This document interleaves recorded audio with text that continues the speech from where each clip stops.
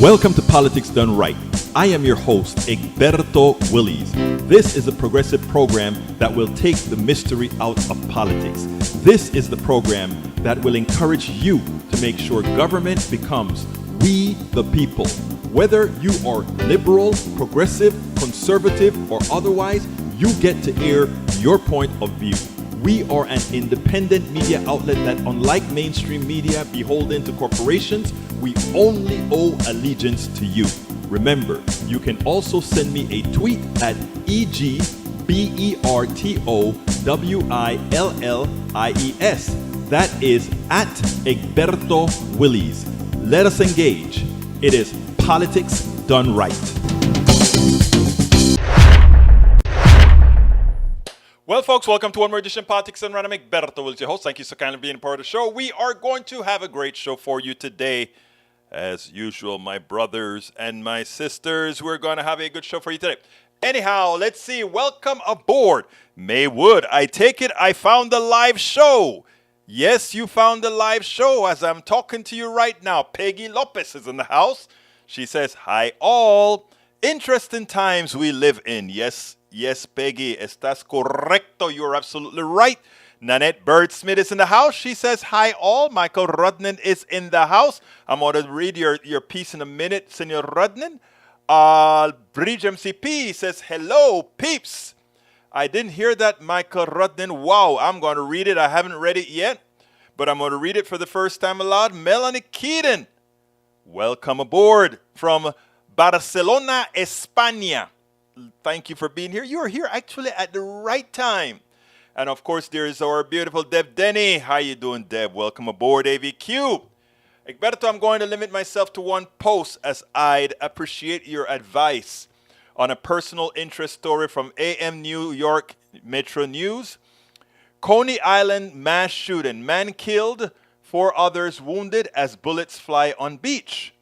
Law enforcement sources said 2 unidentified males opened fire before midnight on Saturday, August 27th, on the beach off the Riegelman Boardwalk near West 29th Street. The most seriously wounded victim, authorities said, was, let me check it. Let me see first of all if there's, was a 42-year-old man shot in the back. He died after being brought to NYU Langone Hospital, Brooklyn for treatment. Police have withheld his identity pending family notification. My mom was kind of panicked for a while over the proximity to this news story, as just being in the same neighborhood on the same weekend as when it happened, though a day apart and several dozen blocks away. Then when I tell her that mass shootings have become a more than daily news event somewhere in our nation, that isn't going to help. Makes me wonder, how do I get someone to stop worrying about random crime happening to them with the more outlandish and unlikely scenarios that mainstream news stations prefer to push, and start something more productive, such as assisting in talking to local representatives about social safety net programs, gun control laws, and engaging in our political activism that might actually make a difference. Brother, thank you so kindly for making that story a personal story, and I tell you why. I have been writing about how effective Republicans are in getting their policies across. Not good policies, but they get people to continue to vote in their own interest. I want to make this first political because you hit the nail on the head. America is a country of 330 plus million people. We lose over 40,000 or so, and correct me where I'm wrong, but it's several thousand for gun violence. Even if we made that the norm, that would be a very unlikely event for any one individual, statistically speaking. When it's you, however, or when it's around the corner, however, even if it's me, somebody who knows the numbers, an engineer, I understand statistics. I understand even that we build planes with a certain level of tolerance, which means we figure that X amount of planes are going to crash because we don't strive for perfection. We strive to minimize damage. And in said doing, as an example, we have guns. Technically speaking, we could avoid gun violence by simply outlawing guns. If we outlawed guns and we cut the hands off of anybody who attempted to manufacture guns clandestinely, we wouldn't have gun violence. But we make calculated risks, and right now we've made a bad calculated risk in that we've allowed more guns than we should. But that said, even though this is all true, living in Brooklyn, living wherever it is that you're living, is a lot safer, because here's one of the other things about the stats, right? They talk about gang killings, and there are killings everywhere. All these things are pretty darn localized to areas where we expect them to happen. Yes, every so often you have it in a rich neighborhood, in a more affluent neighborhood, etc. But all this crime rage, and the reason why they really don't do much about it is because it has not affected the people in our country that matters. And when I say matters, the matter is in quotations. Let me kind of entertain some other. Since this is Michael's stories, I'm going to jump to what Michael is talking to me about right now. Then I'll jump into the other parts of the story. Michael said, Egberto, gun homicides around 11,000 per year, gun injuries around 400,000, but our rate of gun homicides and injuries are disproportionate to the rest of the world. Absolutely. But again, what I'm trying to say is, from a statistical analysis, even though we are way ahead of any other country with the killings by guns, as a fraction of who it affects in our population at large, it's a very, very small number. And Lee Grant, in as much as I know where Lee Grant is going for, he's making a very smart statement. When Lee says we have 30,000 per year deaths due to automobile violence. It's not violence, it's accidents, right? And the thing about automobile violence is that it's not as random as guns. You're right about that. So let's put it in the context of what Lee Grant just said. You've just talked about 11,000 homicides. But I rather concentrate on the other number you gave, Rudnin, which is 400,000 gun injuries, because that is more in line with Lee Grant's 30K fatalities by death, and if you count, regular accidents, etc. So as far as your mother is concerned, I'm going to, you can give the numbers to her, but the only thing that's going to solve her problem, or I shouldn't call it a problem, the only thing that's going to make her feel safer is continuing to live where she is.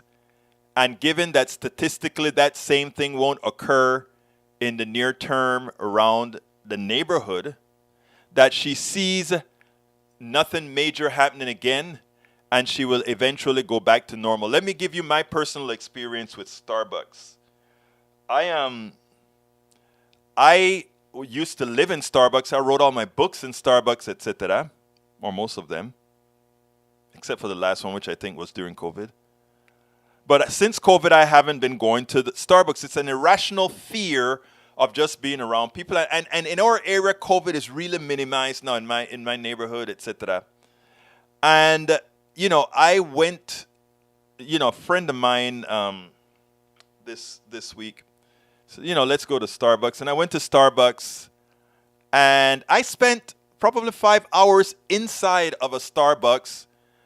And because I was pretty isolated in an area without a mask and comfortable, and, I texted my wife and daughter, and I said, I think if I don't get COVID in the next few times that I go, I may start back. I was a regular. When I got there, everybody was like, Egberto is back, and, I'm hugging all the baristas and the manager and all that kind of stuff because I hadn't been there in a long time. I love those people. We have fun. I enjoy them. They come and the young kids come and we read political books together. And I love these people. I had that fear that your mother had, Brother Rudnin, in a different way, right? And I'm starting to overcome it, not stupidly by saying, oh, I'm not going to be diligent and I still have my mask, and if I feel that in the vicinity I need to wear the mask, etc., I will. But there was this phobia, probably the same irrational phobia that your mother has with the guns, right? So it's a human thing, and we all eventually get over it, I think, just by going back, getting some sort of a normalcy. Returning to some sort of a normalcy. I'm returning to some sort of a normalcy. My what I would call excessive fear to COVID. I've survived one bout of COVID already, right? I think COVID may eventually become somewhat of like maybe a flu or something. Who knows? Maybe. I don't know. I'm not. But you get where I'm coming from. Okay. Rodney and I, if you have anything else to add, put it in the feed, man. But thank you for bringing your personal story because it gives me a chance to personalize it with something else, as well as personalize it for others that I'm pretty sure lived through the same thing. Paul Fleming, welcome to Politics Done Right. E2247, welcome to Politics Done Right. Let's see. Bruce says Singapore outlaws guns or constitution has pluses and minuses. It must be taken as a whole. You're right, Bruce. Breed says, yeah, Lee, but need a lick in training. All right. Breed says, since the start of the pandemic in 2020, we've had our eyes glued to screens, staring at constant stream of numbers. It can be overwhelming, and it's easy to be complicated data to lose meaning. But good data enables us to clearly see the details of America's gun violence epidemic like nothing else. Below, we've shared some of the facts and figures that stood out from the noise. They highlight the human cost of gun violence. They give us a better understanding of who owns firearms, and they help make sense of the remarkable increase in shootings our nation continues to endure. 20,726, the number of gun deaths excluding suicide so far in 2021. Thank you so kindly for those words, Breach MCP. Brooklyn, especially where you are, Michael, is pretty safe, but moms are moms. Exactly right. Let's see. Tom C. says, show is live and so are you all, unless you are a bot. By the way, I am going to have to reprogram our September first week meeting because, again, it is my anniversary week. So I've got to go do something else that week. So I'm going to reschedule Ask Egberto Anything, and if I don't have it rescheduled by Wednesday, I'm pretty sure Tom C is going to give me a boot and say, you better get that crap done, Egberto. Thank you, Tom, for always being there to remind me. Okay, let's see what else we got here. Nanette Birdsmith, I hope I saluted you. I think I did. We have who got a t-shirt? I did. Oh, she did. Wow, you got the t-shirt. And you're going to see the guy. Yeah, the light is blinking, but I'm going to take a chance, Breach, because you know what? I want folks to see that we are committed. When we say we're going to do something, Breach, we do it. Let me back up. Come on, Egberto, back up so that people can see Breach holding up the shirt that was promised her. And by the way, the guy who went and got the shirt for you that I brought back, he is on the show today. But let's see. Let's give you a quick glimpse of Breach's shirt. Okay? There is Breach's shirt. She got it on. There is Breach's shirt with the economy. It finally made it. All right, I'm going to turn this off because I don't want the system to crash again. There we go.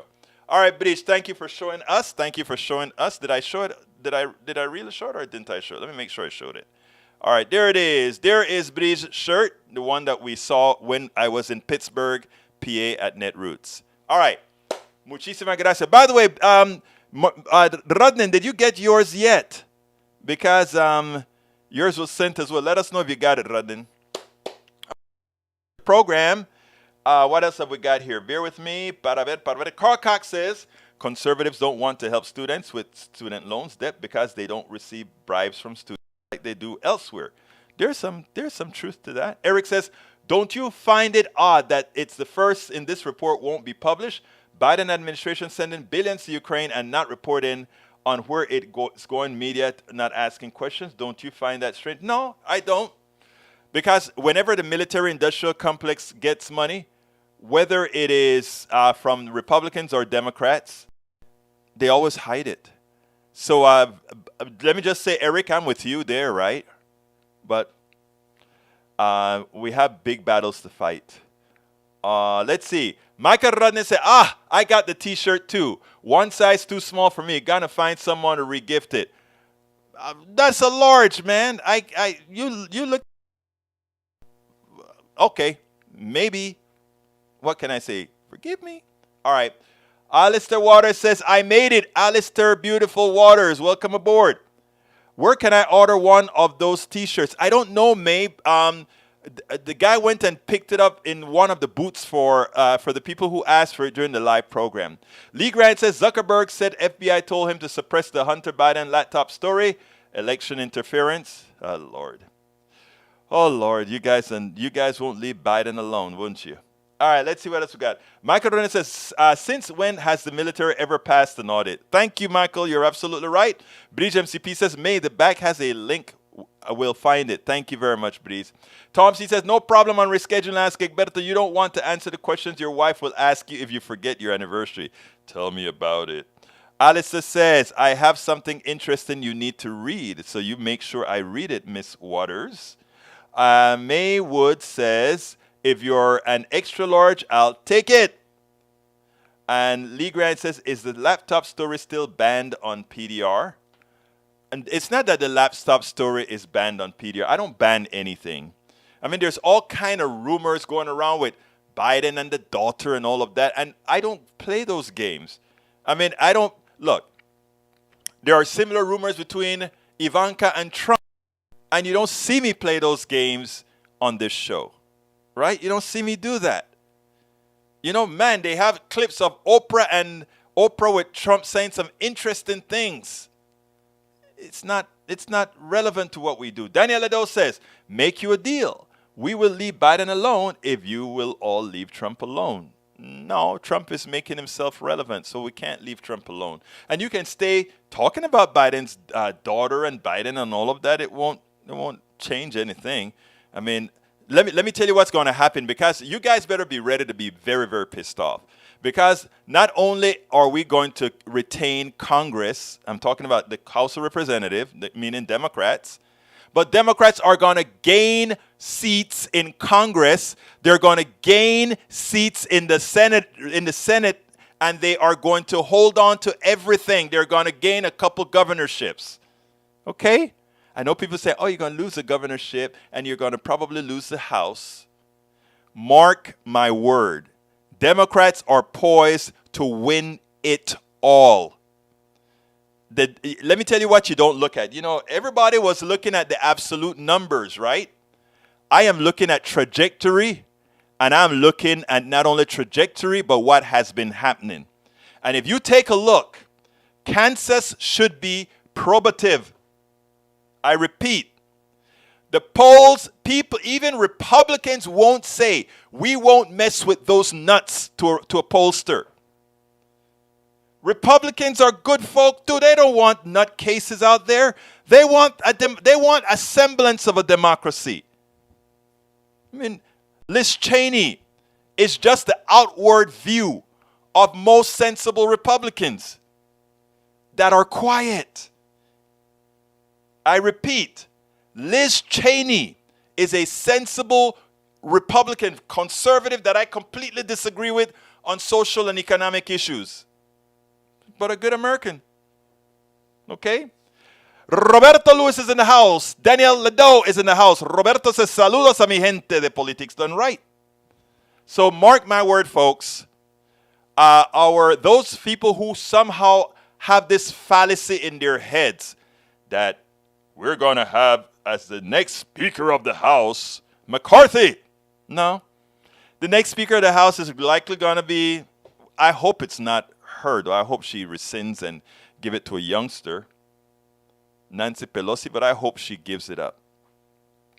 But Democrats will control the House in next year. Democrats will control the Senate with a couple more senators next year. And Democrats will gain a few governorships, including the governorship in Maryland. So I want all Democrats to go out there right now, and progressives, go out there and encourage your people to go out there and be positive and go vote with a passion. Voter suppression can only take 2 to 3 points off. If you win by 5 and 6 and 7 points, even the thuggery of the folks controlling the election in the red states won't be able to do anything. Okay? So please, remember, it's for Democrats to lose. It's all, directionality is all in their favor. New sheet, Greenland ice climate disequilibrium and committed sea level rise. They expect that shelf to cause a 10-inch rise in the sea level, folk. A 10-inch rise in the sea level. Breach says, I don't see it. Is it the one we spoke of? I don't know what you're talking about, Breach, but Joshua Reyes says, Bernie smoking blunts, right? I don't know, but he probably could. Eric A says, thuggish is not holding criminals via bonding accountable. No, that's not thuggish. That's following the law written by Republicans in the state of Texas. All right, what else have we got here? Okay, time for our first video on student loans. You know, I support student loan, and I'm back to where I began. And that is every single student loan should be forgiven. And we should go a bit further and force schools not to charge. In fact, all public schools, as Bernie said, should be free, tuition free of charge. And private schools, I would, if I were for private schools, I would remove all government funding, meaning Harvard, MIT, and all these schools.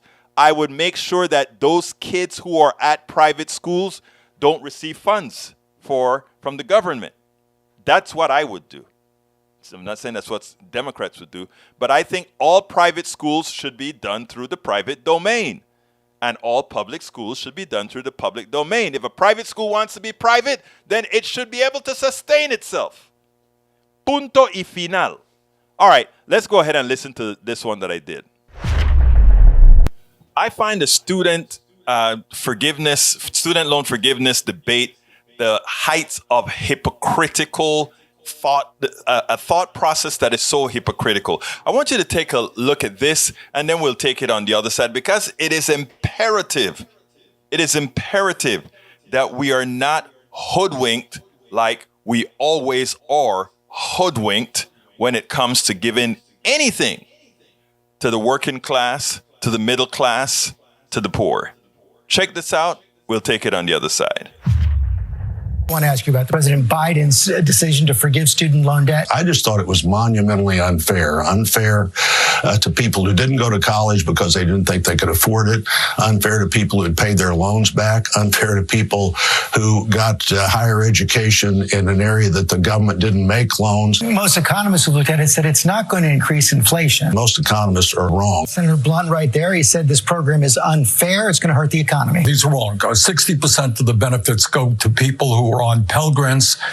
87% of the benefits go to people who are making $75,000 a year. Look, it is shocking, George, to some Republicans that the government actually, on occasion, does something to benefit working families and low-income people. I don't hear any of these Republicans squawking when we give massive tax breaks to billionaires. We need to make public colleges and universities tuition-free. Tim Ryan is running for Senate, said it's unfair to those without student loans who are struggling to make ends meet. I do not think that the president should forgive any student loan debt. Because like a lot of people have been saying, it wouldn't be fair to the people who hustled and sacrificed and worked hard to pay off their student loan debt. They're not going to get that time or that money back. During slavery in America, when the slaves that had hustled and worked to escape their plantations, when they heard that the president was going to sign the Emancipation Proclamation, they were like, this isn't fair to me. Do I get all the years back that I was enslaved? I don't think that we should be making advances in medicine either, because it's really not fair to the people who have already died.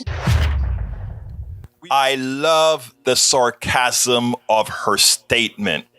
In other words, should we prevent progress because those who were maliciously, those who through utter evil did not get the benefits? Should we forego benefits going in the future because of the past evil? Or do we make progress? Progressives, should we make progress? It's all about making progress. I mean, are we going to go back for decades and say, oh, well, we should have it just doesn't work that way. Otherwise, I think there's a group of folks who would have had more than their 40 mules and their 40 acres and a mule. I think if that were the case, a lot of the redlining that had occurred, the loss in capital, the loss in wealth that many have, that many suffered because of redlining and all the other inequities, all the other vicious economic attacks on people. If we were to recover all of that, my God, the trillions of dollars that would have to be returned to the families, to the relatives of the aggrieved would be monumental. What we want, folks, is progress. What we want, folks, is to make progress now. This is a very, very small start, but it is a start. Absolutely so. So, I mean, I love the sarcasm. All right, Tom C. says, Lindsey Graham warns of riots in streets if Trump charged over classified documents. So if there is violence, will Lindsey have blood on his hands, just like ex-president after January 6th insurrection? Absolutely, he will. Absolutely, he will. And yes, Bridge, I'm glad that you put that correcting factor in there for those people who make less than 125K. Thank you very much for making that correction because, and that forgoes all the folks who have just got out of college and started making a ton of money. So, it's all fair. Some people are going to get over. Some people are going to get a better deal. But, that's life also, right? Some people were already born with a silver spoon in their mouth. Isn't that true? Absolutely so. So, hey, that's what we're talking about, man. That is what we're talking about. Anyhow, second story, Nathan Locke. We always wonder if we're going to waste our vote, right? New York started to work with ranked choice voting. They made an utter ridiculous, preposterous flunky of it because they were just inept at implementing it. But when done correctly, using appropriate computers, it is really the best of all worlds. And I spoke to somebody very special in it's the executive vice president of the organization that is pushing that. So let's go ahead and give him a listen. Welcome to another edition of Politics Done Right live from Netroots. Today I'm here and I'm honored to have Nathan Lockwood with Rank the Vote. Let me ask you something. Why is it so difficult for us to grasp that this idea is, first of all, explain to us what your process is, or what that process is. Oh, what is ranked choice voting? Yes. Absolutely. So it's a simple upgrade to the way we vote, Right. Something very important, voting. Instead of picking a single candidate, voters can rank the candidates in the order that they like them. So Right. your favorite would be your first choice. The next candidate you like best would be your second choice, and then you'd have a third. You could have a third choice or fourth choice if you wanted, etc. Why would anyone want to do this? The reason is because as a voter, when you get choice in election, when there's more than two candidates running, it's not uncommon for there to be a situation where there's a candidate you really love who is not a front runner, and you have this strategic voting concern that if you actually support your favorite candidate, you may be wasting your vote because they may not be able to win. And that is an important thing. Nobody wants to feel your vote's wasted. Totally, because the result is you're actually helping elect the candidate you disagree. So what happens then? So what happens then with ranked choice voting is that problem goes away. You can rank the candidates in the order you like them. Your favorite doesn't have the support. Your vote counts for your next choice, who might be a front runner who can beat the candidate you least like. So concrete examples, it's a nonpartisan issue, so it's good for conservative voters. It's good for liberal voters. Folks remember back in 2000, if you're as old as you and me, Yeah. Alberto, where it was Al Gore running against George Bush. Right. And it was real close down to Florida. George W. Bush wins with 500 votes, really close, but he doesn't have a majority of support. Right. Meanwhile, Ralph Nader got 100,000 votes, Right. way more than 500. Exit polls show that if Nader hadn't run, way more of his supporters would have voted for Al Gore Right. than George Bush. In fact, Al Gore would have probably picked up about 20,000 votes Right. and won with majority support rather than losing to a candidate who failed to get majority support. So, Nader was derided as a spoiler, and this shows a dynamic, like nobody wants to be Ralph Nader. No Right. one. But what that means is we're being denied additional perspectives in our elections because people who could run are not running because they might spoil the election. And Now, why do you think it's so difficult for something that it's not only intuitive, but it's almost like why would we not want that type of a voting system? well, here's the thing: what do you think the number one thing that's standing in the way, Egberto? What do you think? My gut feeling tells me both parties, but I don't know. That's a good. I mean, there is inertia in people who are elected under the current system. Right. It's changing that's not their first choice. Right. It's like working well for them so far. Right. But it turns out that's probably not our biggest problem. Like, it's such a good system. Right. It has benefits even for candidates and Right. even elected folks. The biggest issue is, you mentioned, why aren't people running? Well, first thing is people haven't heard about it. Right. Second thing is we're asking people to change voting. It's so important to our democracy. Right. If you're going to get someone to make a change to voting, they have to understand what that change is. And we've been using this same system for 200 years. So that's really why we formed Rank the Vote, is to help folks in their states talk to voters about elections in a way that's meaningful to them, and just educate them about the opportunity that ranked choice voting offers, answer their questions about how they work, so that they can feel really excited about supporting it. So you are a group that is pretty much an educational group. I imagine it's a 501c3 that's trying Yep. to get out there, and this is like the ideal 501c3 in that it's completely nonpartisan. It is something that everybody should like. Now, are there any constitutional issues here? So it turns out, there can be state to state. Some states have constitutional issues. For the most part, no. And Yeah. in fact, if we had the support, and by the way, when people understand ranked choice voting, Right. the support goes north of 60% in the population. That's not hard to figure out. Yeah. Exactly. It's really just the fact that people haven't heard about it is why we don't have more supporters. So when we're able to educate a lot of folks, Right. we could adopt this, federally. It couldn't be one state by state, which is probably Right. we're going to have to win a few states first. Right. But there's nothing against it constitutionally. The constitutionality has been upheld in federal circuit courts. Right. When it was implemented in Maine, there were challenges, Right. and they said, nope, this is perfectly good and even better than what we're doing now.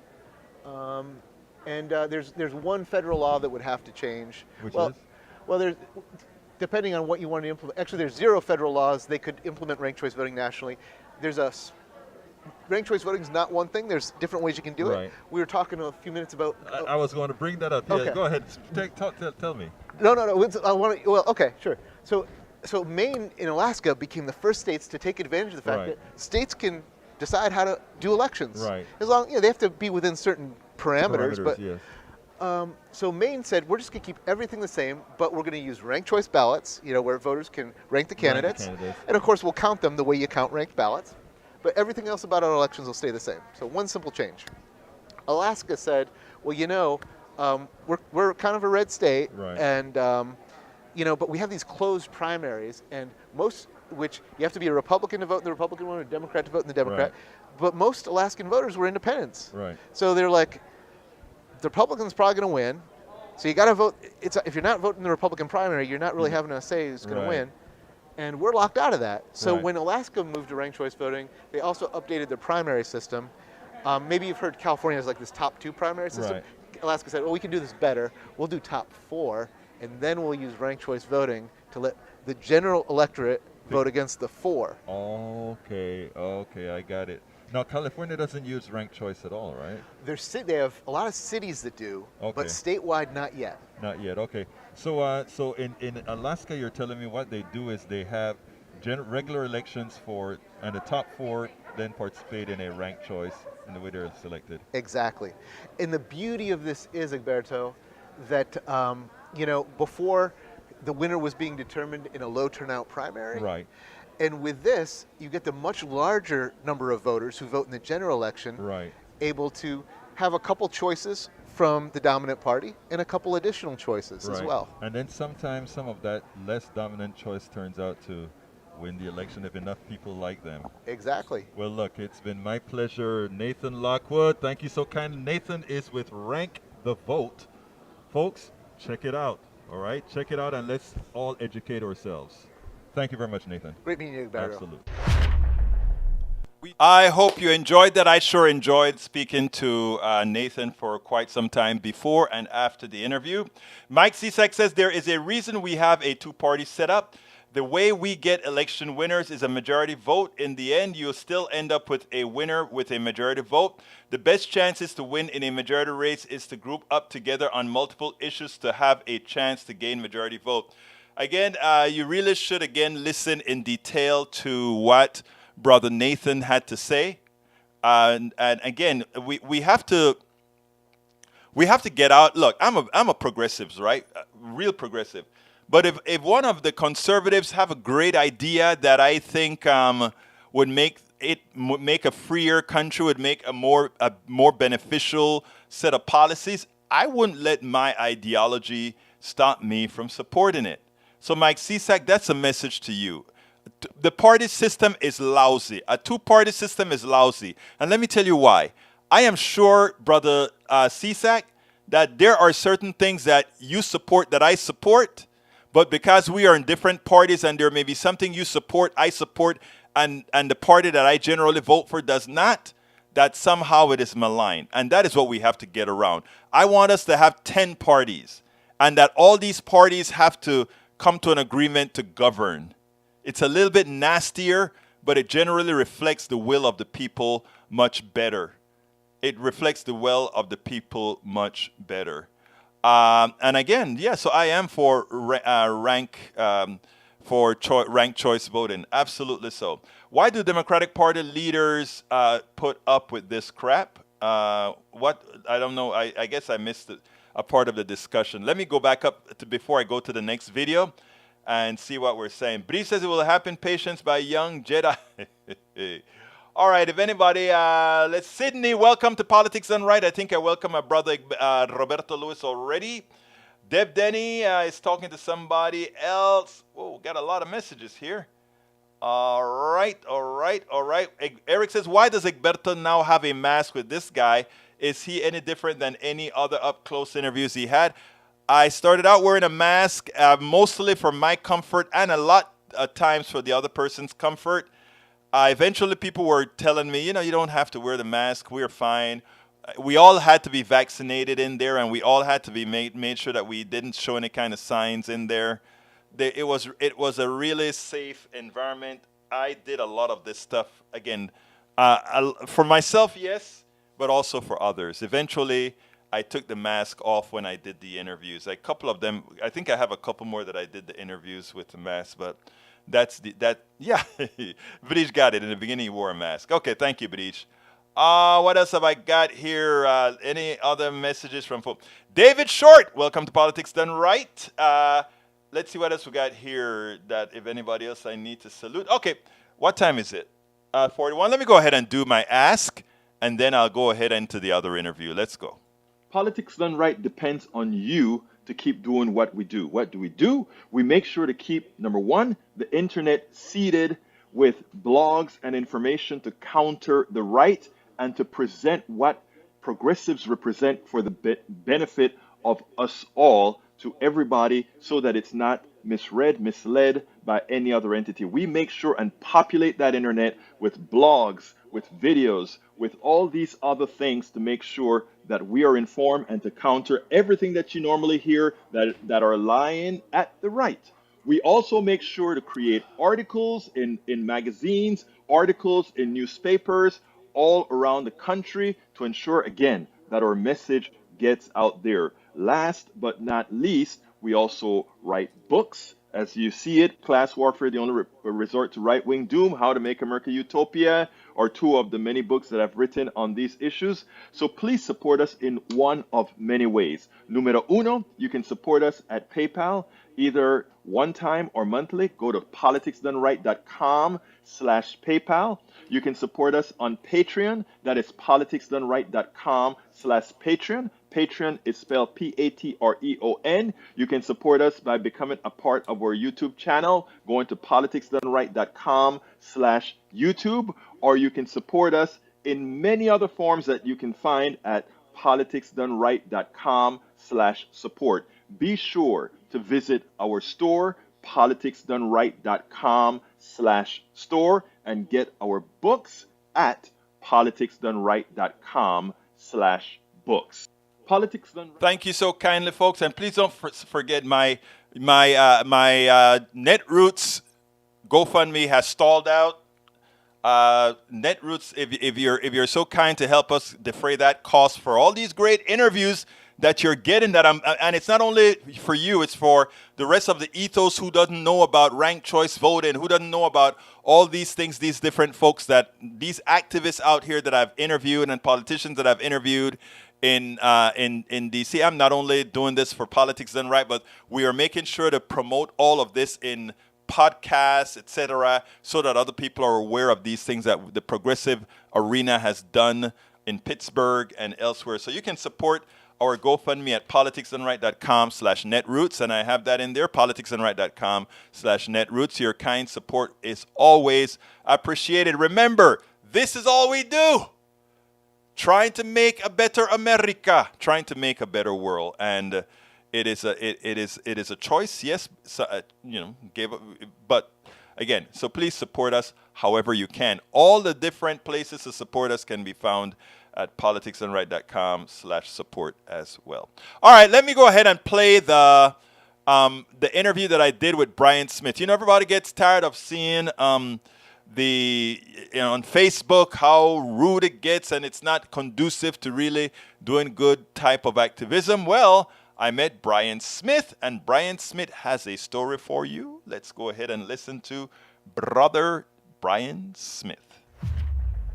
Welcome to another edition, a live edition of Politics Done Right here at Netroots Nation 2022. I'm here with Brian Smith. Brian, how you doing? I'm doing great. It's so good to be with you, Egberto. Thank you. Let me tell you, we're going to have a ball. Let me tell you, first of all, one of the things that you told me is that we need to have better social networks that work. Tell me a little bit about you and Unified, what you do. Yeah, absolutely. Thanks so much for having me, and to all your listeners.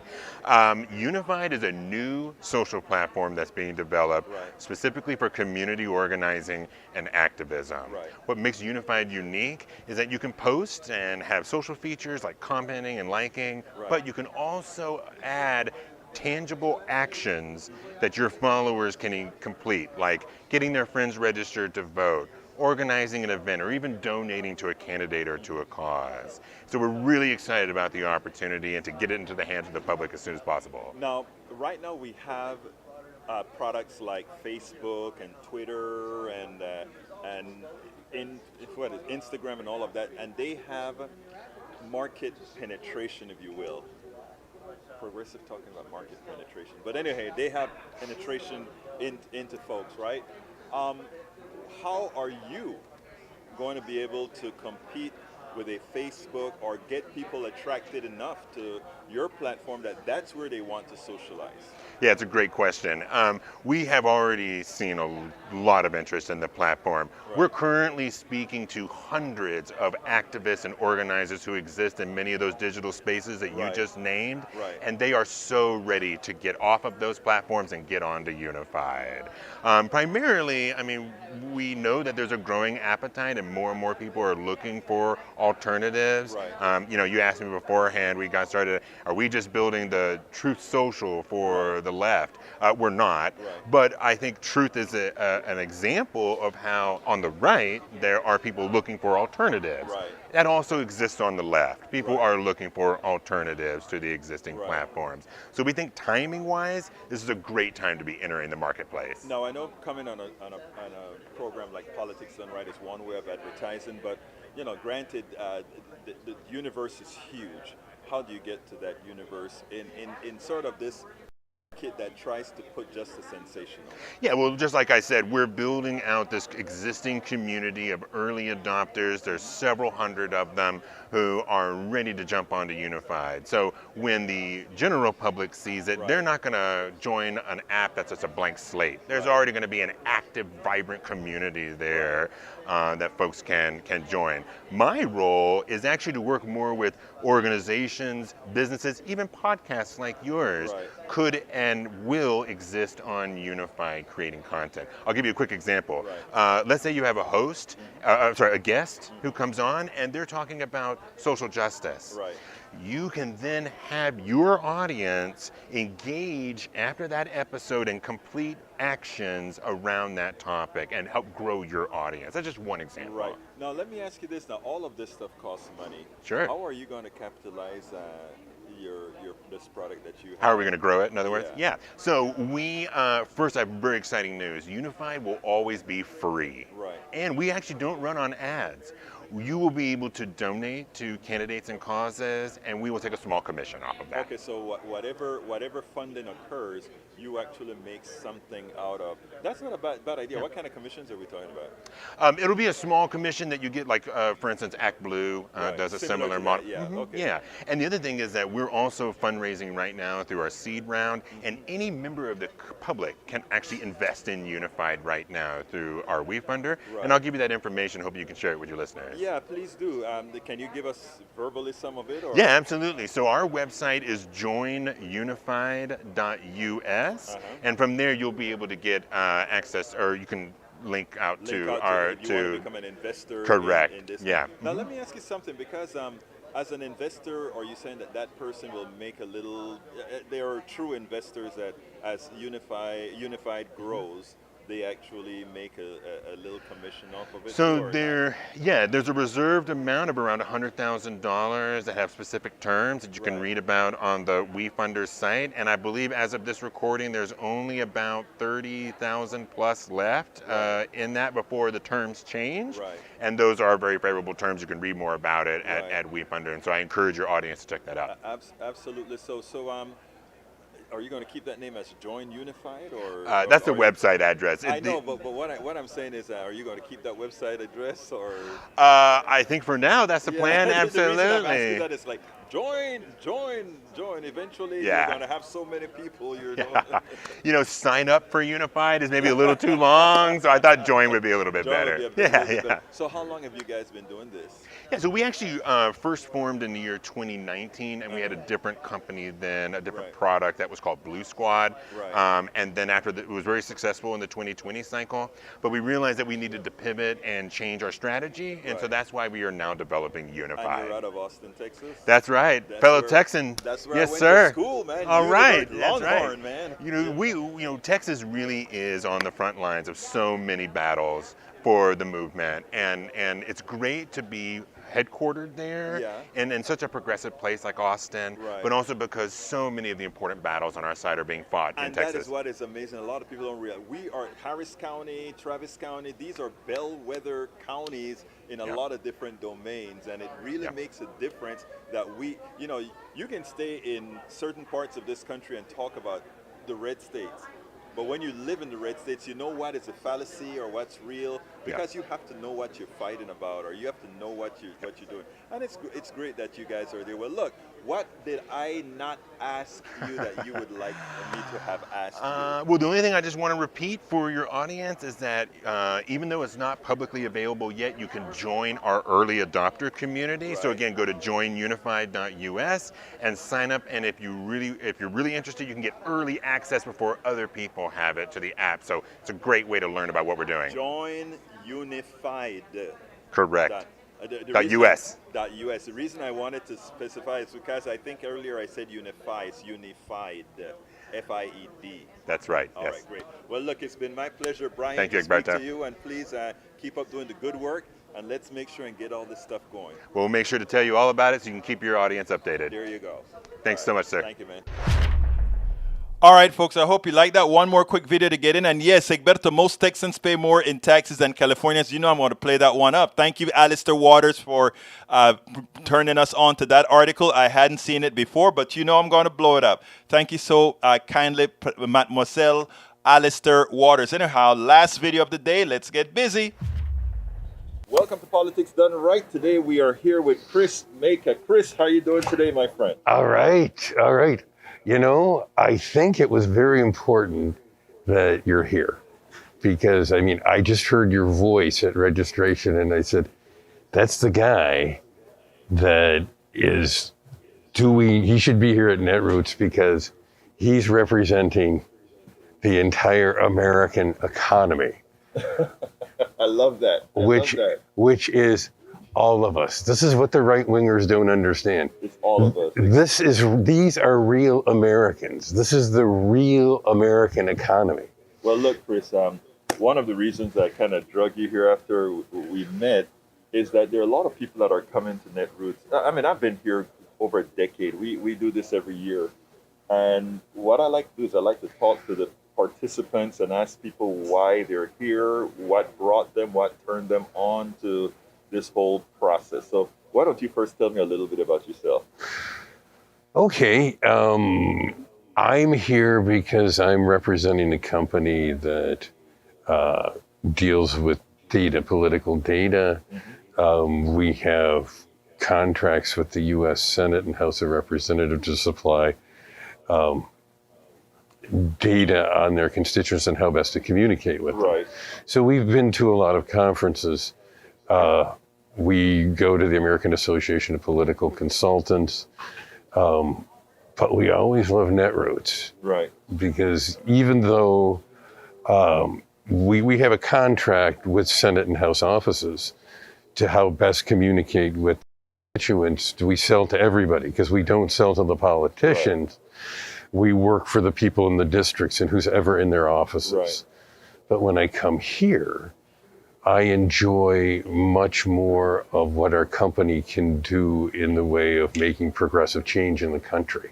And that is what I like about here, because that's the whole purpose, right? Getting a whole lot of minds that together, I mean, you won't have one person that has all the answers, but if you sit in a room with 100 progressive activists, bloggers and writers, there's a lot to learn, right?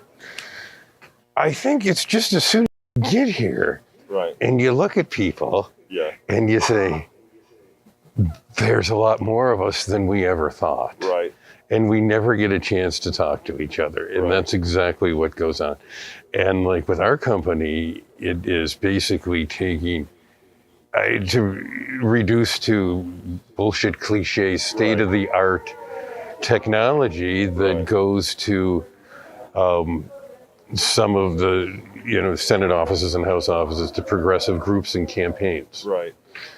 And it means that there are other people like me that are here at other companies that can put the progressive agenda on the same playing field, if you want to use that cliche, with the same technology that the right wing and all the people with the money have. Right. And the reason, and when I'm here, people don't know this is available. Right. And there's other companies like us that don't know this is available. And we all meet up and we come out of here often with relationships in other meetings on better ways to communicate all our messages. So that's the importance of Netroots Nation. And again, we've been virtual for the last 2 years. I've hated that. I know it's great that we're here. Some of us are masked. Both of us are wearing. It's okay to hug. It's okay to hug. Because I mean, we haven't seen some of these folks in a long time. Some feel fine hugging, some feel fine elbowing, and some feel fine stay the hell away. Which is great. Yeah. You know, I can't wait to see a couple of people. I don't know if they'll want to hug, but you know. But they'll be here. But anyway, they'll be here. Look, Chris, I just give me some final thoughts before we end here. We're on a real inflection point in the country right now. So too, yeah. It seems that there's almost a strange point in history. People have pointed out throughout history, people like Harry Truman said that there are certain points in American history where it's just people have gone psychotic.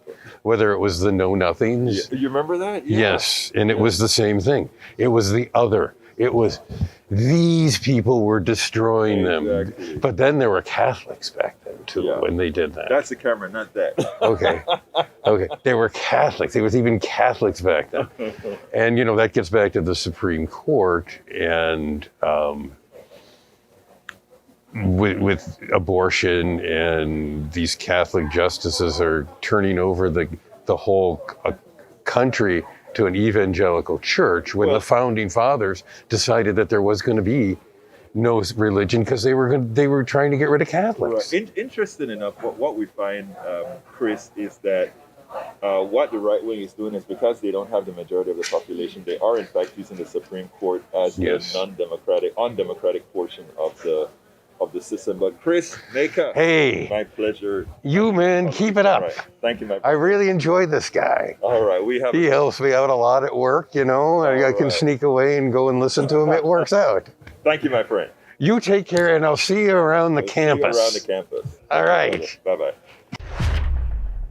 Man, it was great seeing all those great people at Netroots, and all of you that are here. It's a conference. If you get a chance to get away for 3-4 days, come on and go on to Netroots. You meet a lot of great people. We have panels upon panels upon panels on just about every subject about designing, policy, all that good stuff. It is really, really great. In the past, I used to go to the panels. In the past, I've been on a few panels, but now sitting down on Radio Row, I just sit down there wanting to speak to everybody that I can out there. Everybody that I can out there.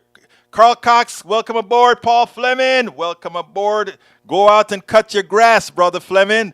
Look, guys, I got to get out of here. I want to thank all of you for being here.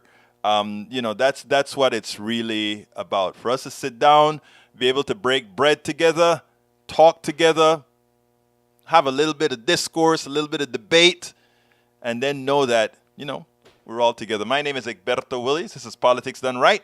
And you guys know how I end this, baby. I am what? Out.